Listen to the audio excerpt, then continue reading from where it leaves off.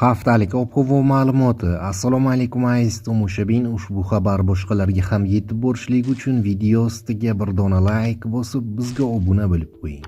Bugun va ertaga O'zbekiston bo'yicha ba'zi joylarda yomg'ir yog'adi.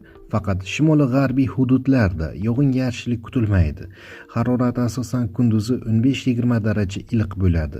Respublikaning ayrim joylariga tuman tushishi mumkin. 18-20 fevral kunlari respublika hududi bo'yicha yog'ingarchilik kutilmaydi. Kunduz kunlari havo harorati 20-25 daraja iliqqacha isiydi.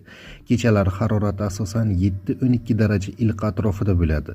Respublika bo'yicha ba'zi joylarda shamol tezligi 13-18 metr sekundgacha kuchayadi. Ayrim joylarda ba'zida 18-23 metr sekundgacha kuchayishi mumkin. Tog' oldi va tog'li hududlarda 16-18 fevral kunlari vaqti bilan yog'ingarchilik bo'ladi. Sel, suv toshqin hodisalari yuzaga kelishi mumkin. Tog'larda qor ko'chish xavfi bor. Poytaxtimizda 17 fevralda kechasi va ertalab yomg'ir yog'adi. Tuman tushishi mumkin. Kunduz yog'ingarchilik kutilmaydi. Harorat 15-17 daraja iliq bo'ladi. 18-20 fevralda yog'ingarchilik kutilmaydi. Harorat asosan kechalari 9-12 daraja iliq, kunduz kunlari 22-25 daraja iliq bo'ladi.